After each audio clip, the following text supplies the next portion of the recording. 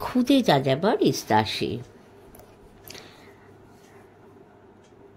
তোমরা নিশ্চয়ই বুঝতে পারছো আমি মরিনি। মরলে কি আর আমার এই গল্প তোমরা শুনতে পেতে? আমি আঘাত পেয়ে পড়ে গিয়েছিলুম। পড়ে পড়ে অচৈতন্য হয়ে ধুঁকছিলুম। আমার যখন চেতনা ফিরে এলো, আমার চোখে তখন আলোর রোশনাইটা ভারী অসহ্য লাগছিল।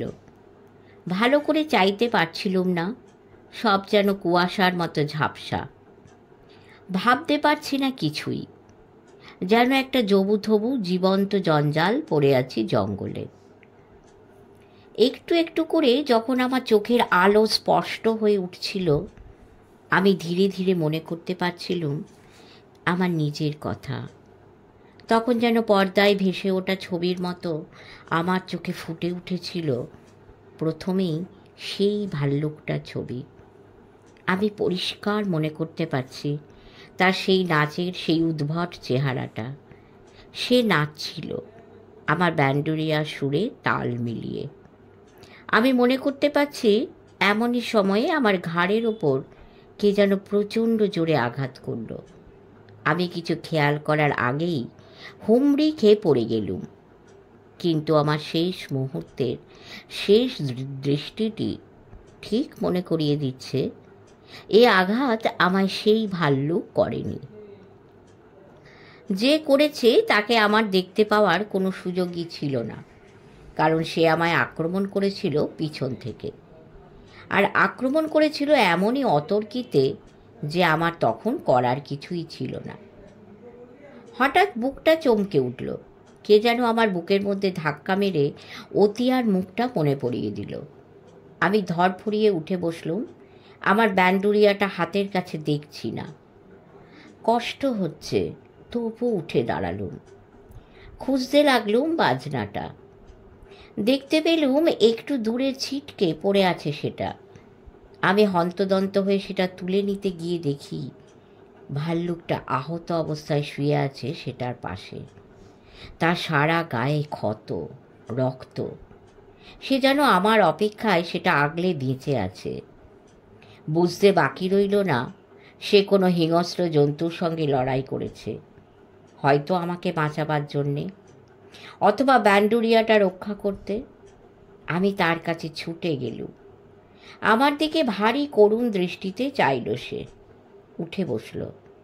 আমার চোখ থেকে তার চোখ সরিয়ে নিয়ে ওই সামনে ঝোপটার দিকে তাকালো। আঁতকে উঠলুম।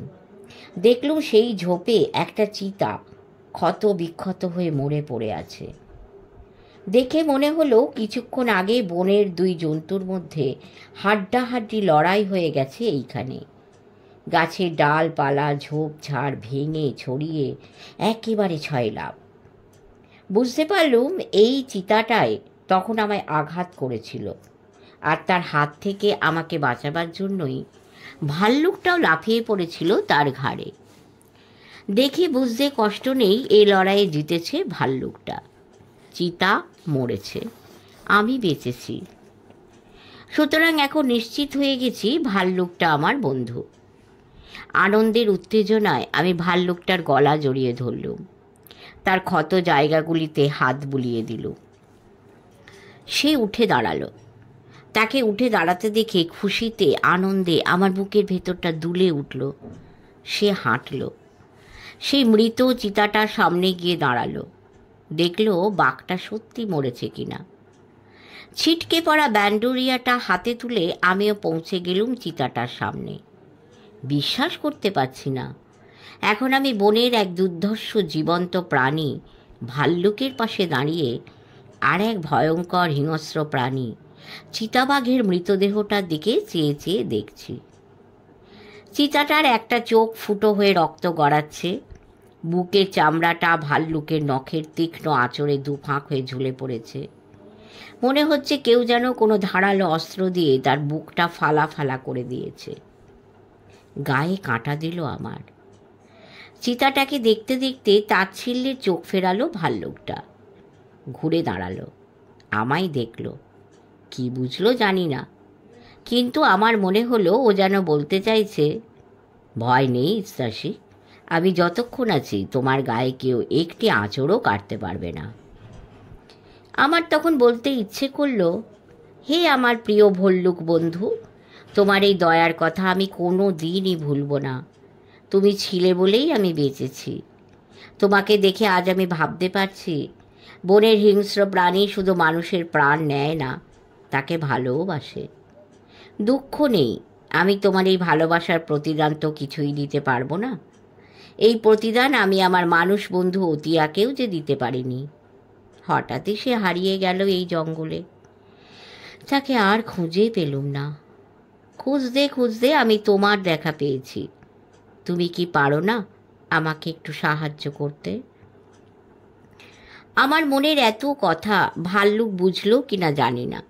আবার দুপায়ে ভর দিয়ে আমার মুখের সামনে সে উঠে দাঁড়ালো।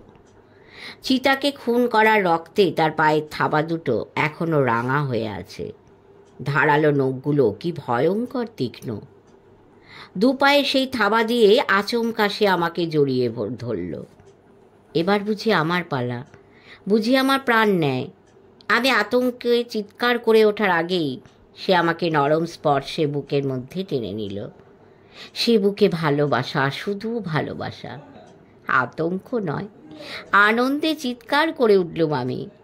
তারপর তার বুকের ভেতরে হাবুডুবু খেতে খেতে আমিও তাকে জড়িয়ে ধরার জন্য আমার ছোট্ট দুটি হাত মেলে দিলুম। পারলুম না তাকে জড়িয়ে ধরতে, কারণ বিরাট ওই জন্তুটাকে ধরার জন্য আমার এই হাত দুটো নিতান্তই ছোট্ট। হেসে উঠলাম আমি। হাসতে হাসতে ওর বুকের ভেতর থেকে বেরিয়ে এসেছি। আমার ব্যান্ডোরিয়ার তারে ঝংকার তুলে ভাল্লুকটাকে ঘিরে ঘুরপাক খাচ্ছি। ভাল্লুকও ঘুরছে আমার সঙ্গে। হয়তো আমার ব্যান্ডোরিয়ার শব্দের তালে সেও দুলছে। ভারী একটা অদ্ভুত শব্দ বেরোচ্ছে এখন আমার ব্যান্ডোরিয়ার তারে। জোরো জোরো।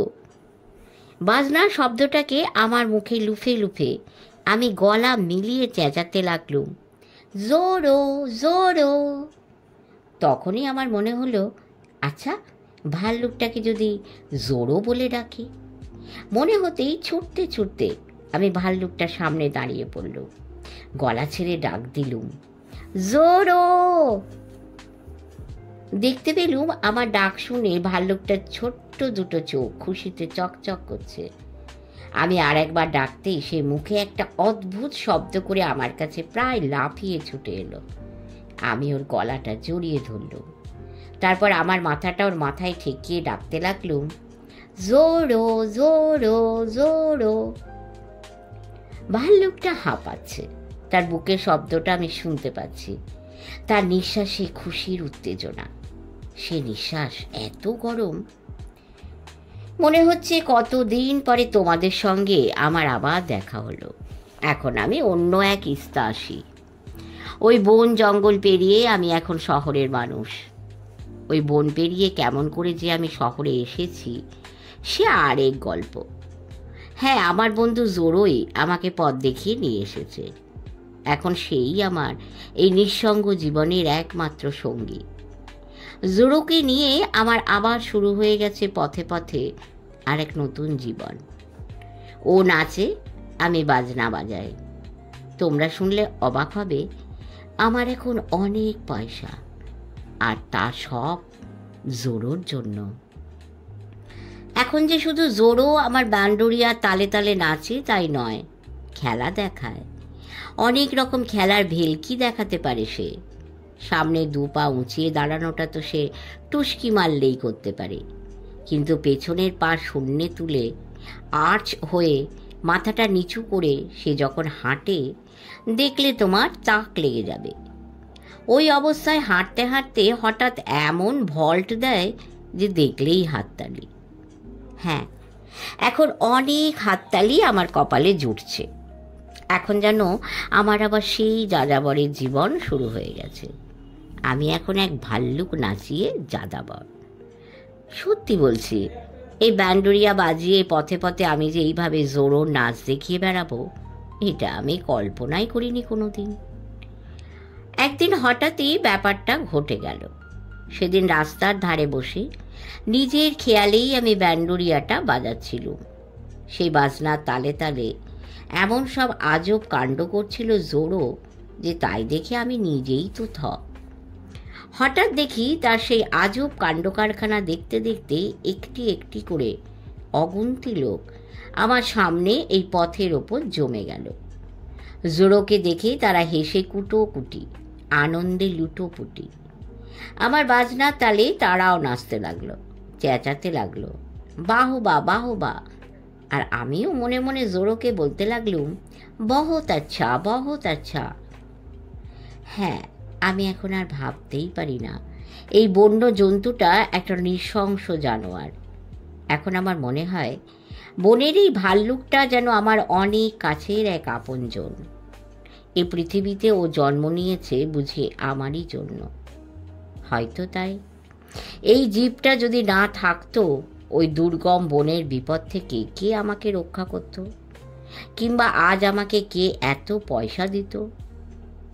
এখন আমার কত পোশাক হয়েছে, রঙের ছড়াছড়ি, লাল, নীল, হলদে, সবুজ, কত রঙের পোশাক। যখন যেটা মন চায় পরি, আর পড়তে পড়তে ভাবি আমার সেই জঙ্গলের বন্ধু অতিয়ার গাছপাতা সাজানো সেই পোশাকের মতো আমার এই পোশাক কি অত সুন্দর? হঠাৎ হঠাৎই মনে পড়ে যায় আমার অতিয়ার কথা। হঠাৎ হঠাৎ তার সেই মুখের হাসিটি আমার চোখের সামনে ভেসে ওঠে। তার সেই গান কিংবা কলকল করে কথা বলার মিষ্টি শব্দগুলি আমার কানে বেজে উঠলে আমার অশ্রুর ফোঁটাগুলিকে আমি ধরে রাখতে পারি না। তখন আমায় দেখে এই বনের ভাল্লুকটা যে কি ভাবে জানি না। সে কি বোঝে যে এই সময় আমার হাতের ওপর তার মাথাটি এগিয়ে দেয়? তাও আমি জানি না। শুধু আমার চোখের জল সামলে নিয়ে আমি তাকে জড়িয়ে ধরি আর অস্ফুট স্বরে বলি, পারিস না তুই অতিয়াকে খুঁজে দিতে? পারিস না আমাকে তার কাছে নিয়ে যেতে? আমার ইচ্ছে আছে একটা গাড়ি কিনব, ঘোড়ায় টানা গাড়ি। একটা একটা করে এখন এত সব জিনিসপত্র জমে গেছে যে আর গাড়ি না হলেই নয়। আমার পিঠে বাঁধা এই ব্যাগটা আর কাজে আসছে না। তাছাড়া পিঠে ব্যাগ ঝুলিয়ে মুসাফিরের মতো ঘোরাঘুরি করতেও বেশ ঝামেলা। আমার এই তাঁবুটাই দেখো কি ভারী। অবশ্যই তাঁবুটা জোরই পিঠে নিয়ে বয়ে চলে, দরকার মতো খাটিয়ে নিতে আমার তেমন কষ্ট হয় না। আমি যে ঘোড়ায় টানা গাড়ির কথা বলছি, সেই গাড়িগুলো দেখতে কিন্তু দারুণ। টায়ার আঁটা, চারটে চাকার ওপর ফ্রেমে এঁটে কে যেন একটা বাক্স বসিয়ে রেখেছে। এতে যত খুশি জিনিসপত্র তো রাখতে পারোই, তার উপরে বেশ গুছিয়ে বিছানা পেতে ঘুম দিতেও দিব্যি আরাম। গাড়ির দরজাটা পেছন দিকে, ওই তোমাদের পুলিশ ভ্যানে যেমন থাকে আর কি। সামনে বসে তুমি গাড়ি চালাও গড়গড়িয়ে, ঘোড়া ছুটিয়ে, ছোট এক দেশ থেকে আরেক দেশে। তবে জোরোকে নিয়ে মুশকিল আছে। গাড়ির ভেতরে তো আর সে ঢুকতে পারবে না, যা কুঁদো। অবশ্যই গাড়ির চালের ওপর ইচ্ছে করলেই জোরো উঠে পড়তে পারবে, চালে বসেই সে দেশে দেশে ঘুরতে পারবে। কদিন হলো আমি এক কার্নিভালে জোরোর খেলা দেখাতে এসেছি। এ যেন নানান খেলার মজার মেলা। যত পারো আনন্দ করে নাও। একটা মস্ত মাঠে কার্নিভাল সাজিয়ে কত খেলাই না দেখানো হয়। এখানে ম্যাজিক দেখো, ভেলকি দেখো, গান শোনো, নাচ দেখো, যা খুশি তাই। ইচ্ছে করলে ওই জায়েন্ট হুইলে চড়ে যত খুশি চড়কি খেতে পারো। মেরি গো রাউন্ডে ঘুরপাক খাও, মিনি রেলে চেপে যেখানে খুশি চলে যাও। আমিও এসেছি এখানে।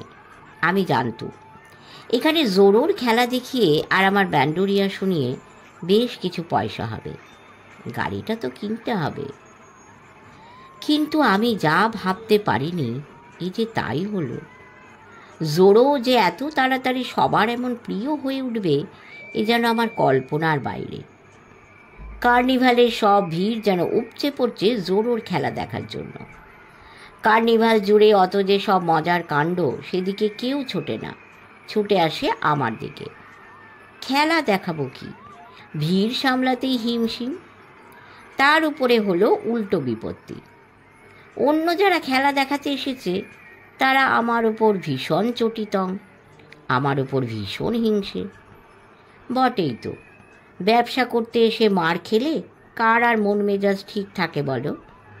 সুতরাং আমি যাতে পাত্তারি গুটিয়ে মানে মানে কেটে পড়ি, তার জন্যে কুচক্রীরা ফোন দিয়ে আটতে বসলো। কে জানে, হয়তো আমায় মেরেই বসে। কথাটা কানে এলো আমার আজ। আমার এত যে উৎসাহ, এত যে খুশি, সব যেন চুপসে গেল নিমেষে। দুঃখে মনটা মুচড়ে পড়ল। আমি কেমন যেন হতাশ হয়ে পড়ল। কি করব এবার? যখনই আমার মনটা এমনি দুঃখ আর হতাশায় ভেঙে পড়ে, তখনই যেন আমার কানে কানে কে বলে যায়, ভেঙে পড়ছো কেন ইস্তাসি? ওই তো তোমার বন্ধুটি সঙ্গে রয়েছে, তোমার ব্যান্ডুরিয়া। ওর তারে তোমার হাতের আঙুলগুলি আলতো ছোঁয়ায় টান দাও, তোমার সব দুঃখ শেষ হবে। আমি তখন সত্যি ব্যান্ডোরিয়াটা হাতে তুলে নিই, বাজায়। আজও তাই খেলার শেষে তাঁবুতে ফিরে হাতে তুলে নিলুম আমার ব্যান্ডোরিয়া, আর একটি একটি তারে ঝংকার টেনে ভাবতে লাগলুম, সত্যি ভারী প্রিয় আমার এই বন্ধুটি। কত গভীর সংকট থেকে সে আমাকে রক্ষা করেছে, কত মৃত্যুর হাত থেকে সে আমাকে বাঁচিয়েছে। আর এই বাজনাটার জন্যই তো আজ আমি জোড়োকে পেয়েছি। জঙ্গলের অন্ধকার থেকে কুড়িয়ে পাওয়া এক আশ্চর্য ভাল্লুক। আর অতিয়া। এখন রাত, ব্যান্ডুরিয়া তারে তারে সুর বেজে ওঠে আমার হাতের স্পর্শে। আমার গলা গেয়ে ওঠে অতিয়ারই সেই গান, দুঃখ কিসের বন্ধু, আমি তো আছি তোমারই যে পাশে পাশে, এত কাছাকাছি। গাইতে গাইতে আমি যেন নিজেকে হারিয়ে ফেলেছি এই মুহূর্তে। আমার গানের শব্দগুলি ভারী ধীরে ধীরে এই রাতের অন্ধকারে গুনগুনিয়ে ছড়িয়ে যাচ্ছিল। মনে পড়ে যায় আমার সেই ফেলে আসা দিনগুলির কথা।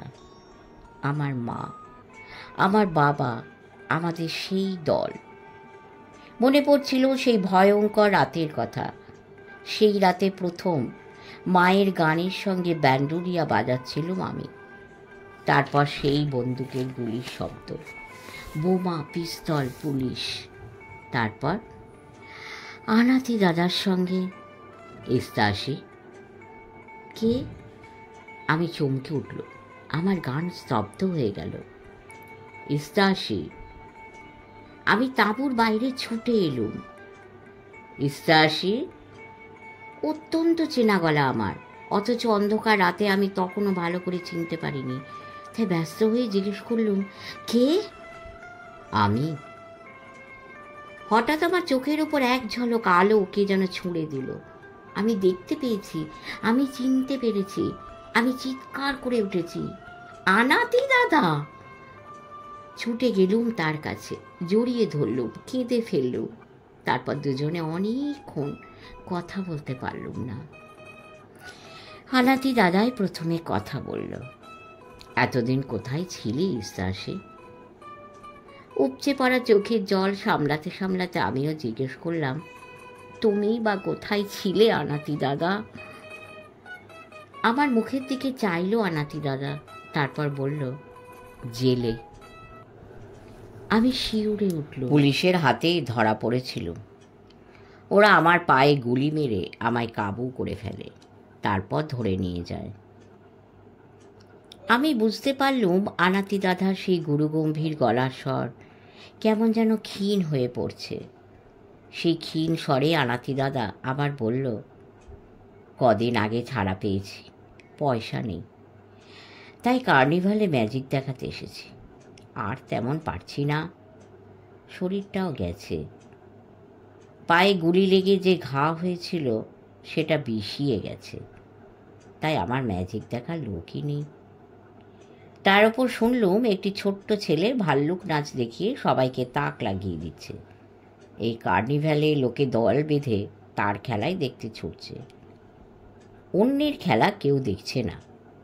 আমার কৌতূহল হলো, কে ছেলেটি, কি এমন খেলা? দেখতে গেলুম, দেখে চমকে উঠলুম। এই যে ব্যান্ডুরিয়া হাতে আমার ইস্তাসি। আনন্দে প্রায় চিৎকার করে উঠেছিলুম, কিন্তু না, তখন আর কিছু করিনি। শুধু চুপি চুপি ইস্তাসির আস্তানাটা খুঁজে বার করেছি। ইস্তাসিকে অবাক করে দেব বলে এই অন্ধকারে লুকিয়ে লুকিয়ে এখানে এসেছি। এসে দেখছি আমার চেয়েও এক বড় জাদুকরকে। বলে আনাতি দাদা আমার মাথায় হাত রাখল, আমায় কাছে টেনে নিয়ে আদর করে চুমু খেল। তারপর কষ্টে হাঁপাতে লাগলো। আমার মনে হলো আনাতি দাদার হাত পাগুলো থরথর করে কাঁপছে। আমি ব্যস্ত হয়ে জিজ্ঞেস করলুম, তোমার কষ্ট হচ্ছে আনাতি দাদা? কই না। আমি বুঝতে পারলুম আনাতি দাদা দাঁড়াতে পারছে না। তার পিঠে বাঁধা ম্যাজিকের ঝুলিটা তাড়াতাড়ি নামিয়ে নিয়ে বললুম, এসো, ভেতরে এসো। হ্যাঁ তাই, একটু বসে যাই। ভেতরে এলো আনাতি দাদা। তাঁবুর ভেতর জ্বলন্ত আলোয় আনাতি দাদার মুখখানা ভালো করে দেখে আমি শিউরে উঠল। তোমার এ কি চেহারা হয়েছে আনাতি দাদা? আর বাঁচব না রে বেশি দিন। ও কথা বলো না আনাতি দাদা। গুলির বিষে শরীরটা ঝরঝরে হয়ে গেছে যে। হাঁটুর উপরে ব্যান্ডেজ বাঁধা জায়গাটা আনাতি দাদা দেখালো। আমি জিজ্ঞেস করলুম, এখন কোথায় আছো? পথে। বলেই হেসে উঠল আনাতি দাদা। হাসি দেখে বুঝতে কষ্ট হলো না আনাতি দাদার কিছুই নেই। আমি বললুম, আর পথে পথে তোমায় ঘুরতে হবে না আনাতি দাদা। আজ থেকে মনে করো আমার তাঁবুই তোমার নিজের তাঁবু। ইস্তাসি। বুকের ভেতর থেকে একটা চাপা আনন্দে আমার নাম ধরে ডাক দিল আনাতি দাদা। তারপর দীর্ঘ নিঃশ্বাস ফেলল। আমার চোখের দিকে চাইল, ভারী নিশ্চিন্ত সেই চাউনি। আমি আবার বললুম, তোমাকে আমি যেমন করেই হোক ভালো করে তুলব আনাতি দাদা। কি করে পারবি? যেমন করে তুমি পেরেছ আমাকে ব্যান্ডুরিয়া শেখাতে। হ্যাঁ, দাঁড়িয়ে দাঁড়িয়ে শুনছিলুম তোর বাজনা। এখন কি চমৎকার বাজাস। বলতে বলতে এক ঝিলিক মুচকি হাসি আনাতি দাদার ঠোঁটে ঢেউ খেলে গেল। আমি দেখলুম সে হাসিতে জৌলুস নেই, যেন কষ্ট মেশানো। আমি বললুম, আনাতি দাদা তুমি শুয়ে পড়ো, তোমার কষ্ট হচ্ছে। হ্যাঁ না, তেমন না, তবে শুতে আপত্তি নেই। আমার খাবারের কৌটোতে দুধ আর রুটি ছিল, এনে বললুম, খেয়ে নাও। তোর? আমি খেয়েছি। নাকি লুকোচ্ছিস? তোমাকে কখনো মিথ্যে বলিনি আনাতি দাদা। তাহলে খেতে পারি, দে। আনাতি দাদা দুধ আর রুটি খেতে খেতে জিজ্ঞেস করলে, গান শিখলি কোথায়? নিজে নিজে। বলিস কি, নিজে নিজে এত সুন্দর শিখেছিস? সবই তো তোমার জন্যে। ভাল্লুকটা কিনেছিস? না, তবে জঙ্গল থেকে পেয়েছি। হঠাৎ হঠাৎ এমন সব আশ্চর্য ব্যাপার ঘটে যায়, ভাবাই যায় না। তোমার সঙ্গেও দেখো হঠাৎ কেমন দেখা হয়ে গেল। এও তো এক আশ্চর্য ঘটনা। আশ্চর্য তো বটেই, কেননা আমার ঠিক মৃত্যুর আগে আমি আমার সবচেয়ে প্রিয় বন্ধুকে খুঁজে পেয়েছি। আনাতি দাদার কথা শুনে আমার বুকটা ছ্যাঁত করে চমকে উঠল। আমি বললুম, ও কথা কেন বলছো আনাতি দাদা? তুমি মরবে কেন? কে তোমাকে মরতে দেবে? আনাতি দাদা আমার মুখের দিকে চাইল। আমার একটা মস্ত বড় ছায়া তাঁবুর গায়ে ছড়িয়ে পড়েছে। আমার সেই ছায়ার মতো আনাতি দাদাও নিশ্চুপ, নিস্তব্ধ। হঠাৎ আমি নিস্তব্ধতা ভাঙলুম। বললুম, ঘুমিয়ে পড়ো। তোর বাজনাটা কই? শুনবে? শুনব। বাজনার সঙ্গে তোর গান। আমি গাইলুম। অবাক হয়ে আমার গান শুনতে শুনতে কখন ঘুমিয়ে পড়ল আনাতি দাদা। তার ঘুমে নিঝুম মুখখানি দেখতে দেখতে কত কথাই না মনে পড়ে যায়। মানুষটার সেই লোহার মতো শক্ত পুরুষ্টু চেহারাটা যেন ভেঙে খান খান হয়ে গেছে। এই এতখানি চওড়া বুক, সেই শক্ত দুটি হাত, সেই জীবন্ত দুটি চোখ, সবই যেন কোথায় হারিয়ে গেছে। একটা হাড় জিরজিরে মানুষের কঙ্কাল যেন আনাতি দাদা। বড় কষ্ট হলো। মনে মনে ভাবলুম, এমন একটা নির্দোষ মানুষকে গুলি মারতে হাত কাঁপল না। সকালে ঘুম ভাঙল যখন, আনাতি দাদাকে বললুম, আজ থেকে তোমাকে আর কষ্ট করে ম্যাজিক দেখাতে হবে না। তুমি তাঁবুতে শুয়ে থাকো, খেলা দেখাবো আমরা, আমি আর জোড়ো। পয়সা আনবো, তোমাকে আবার আগের মতো ভালো করে তুলব, শুরু করব নতুন জীবন। একটা গাড়ি কিনবো, গাড়ি করে দেশে দেশে ঘুরব। তুমি ম্যাজিক দেখাবে, জোড়ো নাচের ভেলকি দেখাবে, আমি গান গাইব, ব্যান্ডুরিয়া বাজাবো। শুধুই হাসলো আনাতি দাদা, কথা বলল না, উঠতেও পারল না। বোধহয় বন্দুকের গুলি খাওয়া বিষাক্ত ঘা আরও বিষিয়ে উঠেছে আজ। বোধহয় ব্যাপারটা আরও ঘোরালো হচ্ছে, ব্যথাটা বেড়েছে। আরও 7 দিন কার্নিভাল এখানে থাকবে। আরও 7 দিন আমি আর জোড়ো কার্নিভালে খেলা দেখাতে পারবো। আরও 7 দিনে আরও পয়সা হবে। আজও যেমন হলো। আজ অবশ্যই একটা ভারী মজার ব্যাপার হয়ে গেল। খেলার শেষে সব লোকজন চলে গেলে আমিও যাব বলে গোছগাছ করছি, হঠাৎ দেখি একটি ছেলে দাঁড়িয়ে। সে আমার ব্যান্ডুরিয়ার দিকে অবাক হয়ে তাকিয়ে আছে। প্রথমটা তেমন গা করিনি, কিন্তু অনেকক্ষণ পরেও যখন দেখলুম তার সেই দৃষ্টি একইভাবে অবাক হয়ে আছে, তখন কেমন সন্দেহ হলো। আমি তাকে ডাকলুম, জিজ্ঞেস করলুম, অমন অবাক হয়ে কি দেখছো? সে প্রস্তুত ছিল না, একটু থমকে গেল, তারপর বলল, বাজনা। আমি বললুম, ও বাজাতে ইচ্ছে করছে? সে আমার মুখের দিকে চেয়ে মুচকি হাসল। আমি বললুম, বেশ তো, বাজাও। ছেলেটি ব্যান্ডুরিয়া তারে হাত দিল, বেজে উঠল টুং টাং টুং। আমি জিজ্ঞেস করলুম, তোমার নাম কি? সে বলল, জুৎসু। থাকো কোথা তুমি? এখানে, এই কাছেই, দিদি নাচ দেখাতে এসেছে কার্নিভালে। তুমিও নাচতে পারো বুঝি? ধ্যাত, আমি নাচি না, দিদি নাচে, আমি শুধু তালি বাজাই। আমি হেসে ফেললুম, একটু জোরেই হেসেছি। আর ঠিক তখনই কোথা ছিল ছেলেটির দিদি, দৌড়ে এসে গম্ভীর গলায় ডাকলো তার ভাইকে, জুৎসু। ভাই চমকে উঠল, দিদি ধমকে উঠল, এখানে কি করছিস? বাজনা বাজাচ্ছি। শিগগির আসবি। একটু পরে যাচ্ছি। গলাটা আরও একটু চড়িয়ে দিদি বলল, এক্ষুনি আসবি। ছেলেটা যাচ্ছে না দেখে আমি বললুম, এখন যাও, পরে এসো। চলে গেল জুৎসু নামে ছেলেটি। আমি জানি না তারপরে কি হলো, কিন্তু অবাক হয়ে ভাবতে বসলুম, ছেলেটির দিদি অমন তিরিক্ষি মেজাজে কথা বলল কেন? ও তো কোনো দোষ করেনি। দেখি ছেলেটি পরের দিনও এসেছে। আমি জিজ্ঞেস করলুম, আবার এলে? দিদি বকবে না? দিদিকে লুকিয়ে পালিয়ে এসেছি। লুকিয়ে? ঠিক করনি। তোমাকে আমার বেশ লাগে। কেন? তুমি খুব ভালো, কি সুন্দর বাজনা বাজাও তুমি, আমি রোজ শুনি। এটা কি বাজনা? ব্যান্ডুরিয়া। আমায় শিখিয়ে দেবে? দিদি নাচের সঙ্গে বাজাবে বুঝি? ধ্যাত, ওই আবার নাচ, কেউ দেখেই না, সকলে তোমারই বাজনা শোনে আর ভাল্লুকের খেলা দেখে। তোমার ওপর দিদির কি রাগ। ছেলেটির এই কথা শুনে আমি একটু থতমত খেয়ে গেলুম। জিজ্ঞেস করলুম, কেন? দেখনি খবরের কাগজে তোমার নাম বেরিয়েছে? আমি জানি না তো। দেখে দিদির গা জ্বলে গেছে। আর যারা খেলা দেখাতে এসেছে তাদের কি হিংসে তোমার উপর। কেউ তো পয়সাই পাচ্ছে না। এতে আমার কি দোষ? আমিও তো পয়সা উপায় করতেই এসেছি। আমাকে পয়সা উপায় করতেই হবে জানো।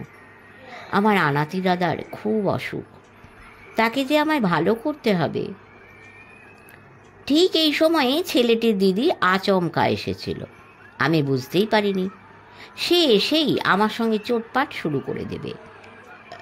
সে হঠাৎই এসেছিল ঝড়ের মতো ঝাঁকিয়ে উঠে সে বলেছিল, আমি পছন্দ করি না তুমি আমার ভাইয়ের সঙ্গে কথা বলো। তোমার মতলবটা কি শুনি? শোনো, আমার সব জানা আছে। কি জানো? আমি জানতে পারলে খুশি হব। ছেলেটির দিদি আরও রেগে উঠল, প্রায় গলা ফাটিয়ে চিৎকার করে বলল, আমিও জানতে পারলে খুশি হব। ওর কানে তুমি কি মন্ত্র দিচ্ছ? জুৎসু আমাকে ভালোবাসে, আমি তোমাকে ঘৃণা করি। আমি থমকে গেলুম। আর কথা বলা যায়? এমন কথা যার মুখ দিয়ে বেরোয় তার সঙ্গে কথা না বলাই ভালো। দেখতে পেলুম ছেলেটির মুখখানি ভারী করুণ হয়ে আমার দিকে চেয়ে। আমার কেমন মায়া লাগলো। আমি তাকে বলতে পারলুম না, তুমি আর এসো না আমার কাছে। দিদি তার হাত ধরে টান দিল, হ্যাঁচকা মেরে বলল, ফের যদি এখানে আসবি পুঁতে ফেলবো। ছেলেটি শেষবারের মতো আমার দিকে চাইল, তারপর দিদির সঙ্গে চলে গেল। মনটা ভারী খারাপ লাগছে আজ। তাঁবুতে ফিরে দেখি আনাতি দাদা আরও কাহিল হয়ে পড়েছে। অন্যদিন খুশিতে উছলে আমি তাঁবুতে ফিরলেই উঠে পড়ে। আজ ওই রকম একটা কাণ্ড ঘটে যেতে স্বাভাবিকভাবে আমার সে খুশি মুখ থেকে মুছে গেছে। অনেক চেষ্টা করেও নিজের দুঃখটা মনের মধ্যে লুকিয়ে রাখতে পারলুম না। ধরা পড়ে গেলুম আনাতি দাদার কাছে। অবাক হয়ে আনাতি দাদা জিজ্ঞেস করলে, ইস্তাসির মুখখানা আজ এমন শুকিয়ে কেন? কি হয়েছে? এমনি। একটা কিছু নিশ্চয়ই হয়েছে, নইলে হাসি নেই কেন ইস্তাসির মুখে? ভাবছি কার্নিভালে আর খেলা দেখাবো না, চলে যাব। আমার জন্য সকলের ক্ষতি হচ্ছে। কি ক্ষতি?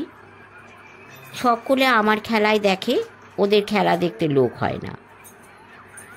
আনাতি দাদা রুগ্ন হাতটা এগিয়ে আমার মুখটা তার চোখের কাছে টেনে নিয়ে বললে, ছি ছি, ইস্তাসি হেরে গেল? ওরা আমায় ঘৃণা করে না, তোকে হিংসে করে। আমি চুপ করে গেলুম। আমায় চুপ থাকতে দেখে আনাতি দাদা বললে, আমার জন্যেই তোকে এত হেনস্থা হতে হচ্ছে। কে বললে তোমার জন্য? আমি প্রায় রেগে চিৎকার করে উঠেছিল। নিজেকে সামলে নিলুম, বললুম, আনাতি দাদা, কেউ আমাকে হেনস্থা করলো কি ঘৃণা করলো তাতে আমার কিচ্ছু যায় আসে না।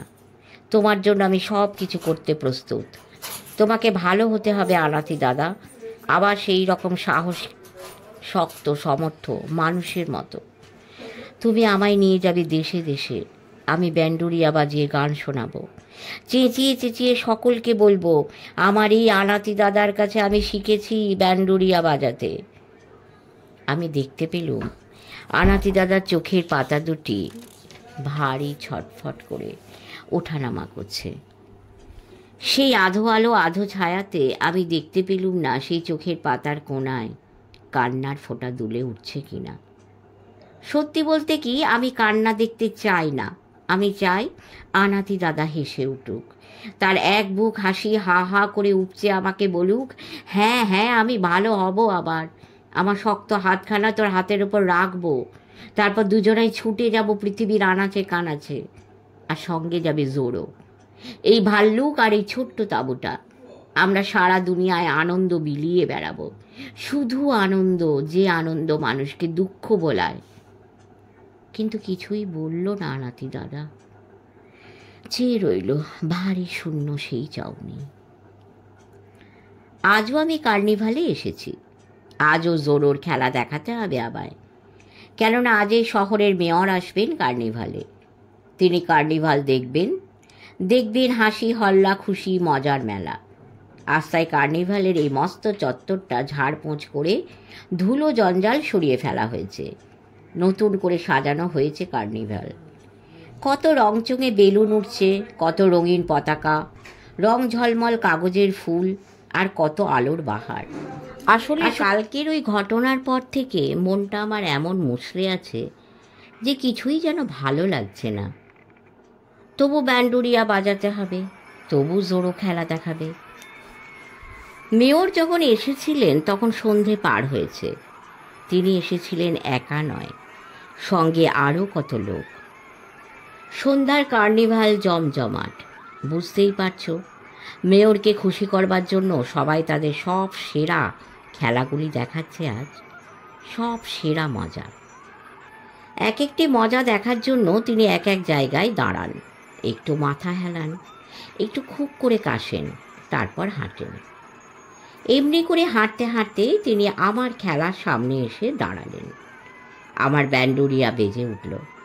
আমার ভাল্লুক মেয়রকে দেখেই ভল্ট মারল, মেরেই শটান দাঁড়িয়ে পড়ল। তারপর মেয়রকে স্যালুট করল, সঙ্গে সঙ্গে চারিদিক থেকে হাততালি। তারপর জোরও মাথায় একটা রঙিন ছাতা দিয়ে শূন্যে তারের ওপর হাঁটতে হাঁটতে একবার এপাশ থেকে ওপাশ, আবার ওপাশ থেকে এপাশে এলো। তারের উপর জোরোর এ এক আশ্চর্য ব্যালেন্সিংয়ের খেলা। আমার ব্যান্ডুরিয়া সেই ব্যালেন্সিংয়ের তালে তালে বেজে ওঠে। হাততালি, শুধু হাততালি।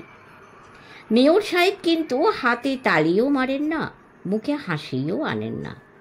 গম্ভীর হয়ে দেখেন, যেন তার পাথর কাটা মূর্তি। দেখতে দেখতে মেয়র সাহেব তার পাশের লোককে ইশারায় কাছে ডেকে ফিসফিসে কি যেন বললেন। পাশের লোকটি আমার কাছে এলো। একে মেয়র সাহেবের মুখখানা অমন গম্ভীর, তার উপরে তার একজন পার্শ্বচর যখন আমার কাছে এসে দাঁড়ালো, তখন আমার ভয় পাওয়াই স্বাভাবিক। এবার বোধহয় সাহেব নিজেই আমাকে এখান থেকে চলে যাবার ফরমান জারি করবেন। কিন্তু না, তার পার্শ্বচর গলার স্বরটা একটু উঁচিয়ে সবাইকে শুনিয়ে শুনিয়ে জিজ্ঞেস করল, ওহে ভাল্লুক নাচিয়ে, তোমার নাম কি?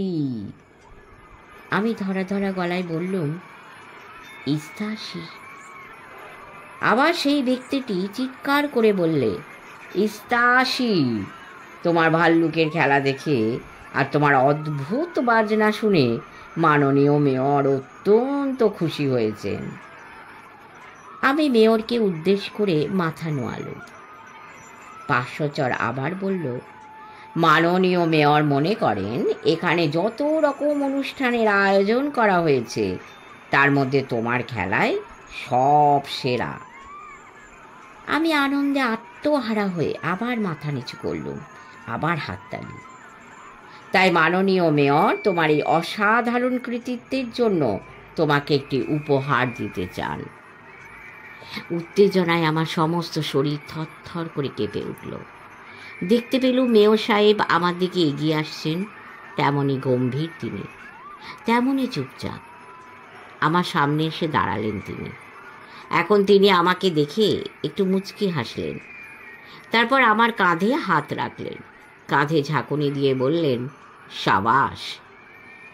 বলে তিনি পকেটে হাত পুরলেন, একটি সোনার মেডেল বার করে আমার গলায় ঝুলিয়ে দিলেন। এতক্ষণ থমথম করছিল চারিদিক, সবার মুখে কি হয় ভাব। কিন্তু যে মুহূর্তে আমার গলায় মেডেল ঝিকমিকিয়ে উঠল, সকলের মুখে সে কি খুশির হল্লা। আমি হাঁটু গেড়ে বসে তাকে শ্রদ্ধা জানালুম। তিনি আমায় দুহাত দিয়ে তুলে নিলেন, তারপর আমার মাথায় হাত রেখে বললেন, এমনি করে সবাইকে আনন্দ দাও। বলে তিনি যেমন করে এসেছিলেন তেমনি করে চলে গেলেন। আমি তো হতবাক। আমার খেলার চারিপাশে যত লোক জমায়েত হয়েছিল তারা সবাই চিৎকার করে আমাকে অভিনন্দন জানাচ্ছে। আমি হাত তুলে সে অভিনন্দন গ্রহণ করছি। হঠাৎ দেখি জুৎসু কোথা ছিল। ওই অত লোকের ভিড় ঠেলে একেবারে ছুটে এসে আমায় জড়িয়ে ধরল। সেই কি আনন্দ তার, যেন তারই কেউ আপনজন এই সোনার মেডেল জয় করেছে। আমি তাকে দেখে এত আনন্দেও শিউরে উঠলুম।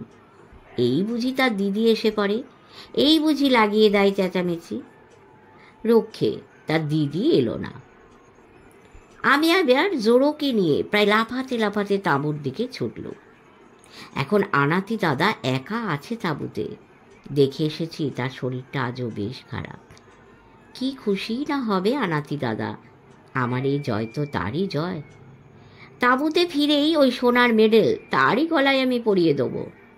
তারপর আনাতি দাদার বুকের উপর মাথা রেখে বলবো, আজ আমি জিতেছি আনাতি দাদা, আমি জিতেছি। কিন্তু বলতে পারলুম না, কেননা তাঁবুতে ফিরে দেখি আনাতি দাদা নেই। প্রথমটা ভেবেছিলুম বুঝি বা আনাতি দাদা এদিক ওদিক কোথাও আছে, কিন্তু আশ্চর্য, কোথাও নেই। সব দিক আঁতি পাতি করে খুঁজেও যখন দেখতে পেলুম না, তখন ডাক দিলুম, আনাতি দাদা, আনাতি দাদা। সাড়া পেলুম না। ভীষণ ব্যস্ত হয়ে উঠলুম। তবে কি আনাতি দাদা চলে গেল? হঠাৎই আনাতি দাদার ম্যাজিকের ব্যাগটা আমার নজরে পড়ে গেল। কিন্তু ওটা কি? রিভলভারটা বাইরে কেন? হাতে তুলে নিল। এ কি? রিভলভারটার সঙ্গে একটা চিঠি। কি আছে সেই চিঠিতে? আনাতি দাদাই বা কোথায় গেলেন? কি হলো ইস্তাসির? সব কিছু জানতে হলে আপনাদের অপেক্ষা করতে হবে শেষ পর্বের জন্য। আশা করছি খুব শীঘ্রই দেব। পরম করুণাময়ের ইচ্ছায় সকলে ভালো থাকবেন। চেষ্টা করছি আপনাদের আনন্দ দেবার। যদি ভালো লেগে থাকে কমেন্ট করে আমাকে উৎসাহিত করবেন। অনেক লাইক, শেয়ার এবং সাবস্ক্রাইব করবেন। সবাইকে অনেক ধন্যবাদ। নমস্কার।